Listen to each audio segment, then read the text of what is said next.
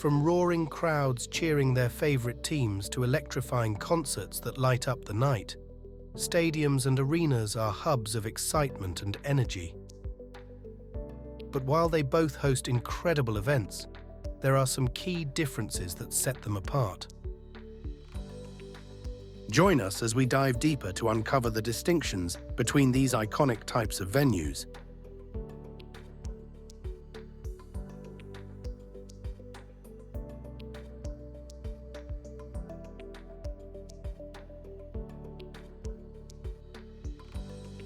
Perhaps the most obvious difference between stadiums and arenas lies in their physical characteristics.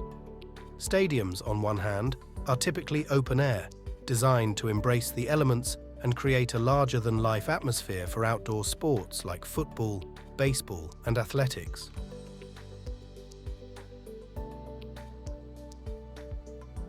Arenas, on the other, are typically fully enclosed structures with roofs and walls. This allows for climate control and year-round use, making them perfect for indoor sports like basketball, hockey, and handball.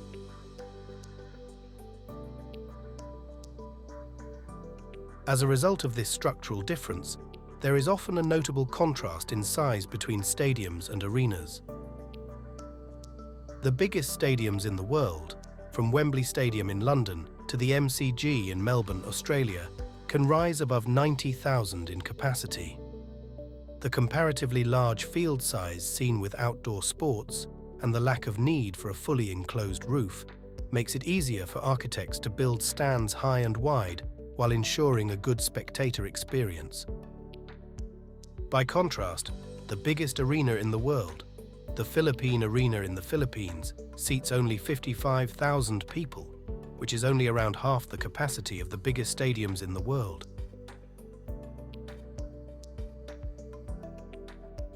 Even then, the Philippine Arena is a rare exception. Most large-size arenas found in high-profile indoor sports, like in the NBA for example, only seat around 20,000 people or lower. As arenas generally have a more limited event space and a fully covered roof, planners of these structures usually keep capacity at a minimum to ensure spectators are kept close to the action. Acoustics is another difference in any stadium versus arena comparison. While sound engineering is carefully considered in the design of both stadiums and arenas, it is often handled in separate ways between the two. Arenas often utilize special materials and sound systems to enhance the audio experience for concerts and performances. Their enclosed structures allow for better sound containment and distribution, meaning every spectator can enjoy the music or entertainment. Stadiums, meanwhile, generally prioritize amplifying the natural ambience, including the roar of the crowd during sporting events. In cases where stadiums are used for concerts, additional sound systems are often employed to ensure clear audio for spectators. Now let's talk location. Owing to their substantial size, large stadiums require extensive surrounding infrastructure that includes parking and public transport. As such, they are often situated on the outskirts of cities or in suburban areas. Being away from the center of an urban area allows for easier construction and provides ample space for amenities.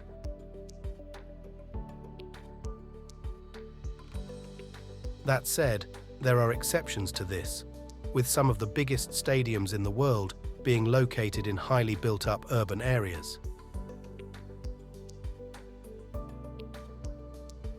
But, in most cases, arenas are more commonly found in the heart of cities and towns. Their compact design allows them to integrate seamlessly into the existing city landscape, and their generally lower capacities means there's less pressure on local transport and parking. So, arenas can use the existing infrastructure of a city or town to their advantage.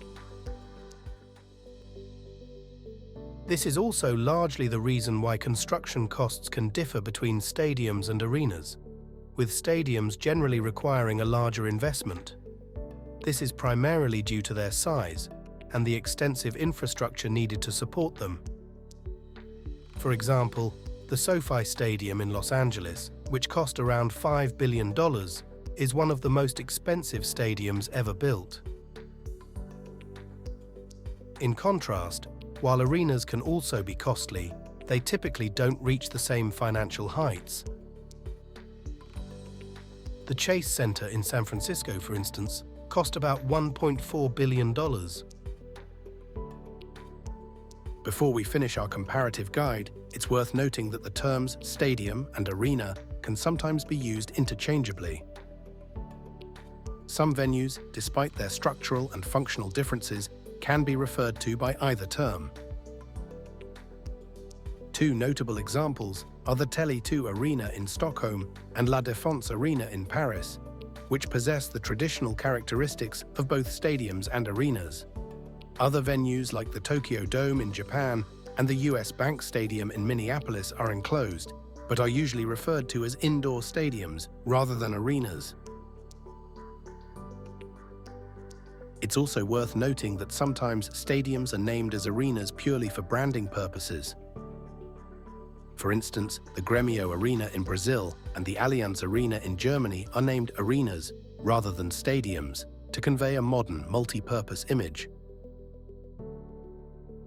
This naming choice often reflects a venue's versatile functionality, as stadiums with this moniker usually offer more than just sports events. For instance, concerts, conventions, and other large gatherings. This trend highlights a shift in the industry where the term arena suggests a more comprehensive entertainment complex, aligning with contemporary marketing strategies and audience expectations. So, whether it's the vast open-air excitement of a stadium or the intimate, immersive experience of an arena, each venue offers something unique. Where stadiums awe us with their sheer scale, housing tens of thousands of fans in a single space, arenas bring us closer to the action and offer an amazing experience no matter the weather.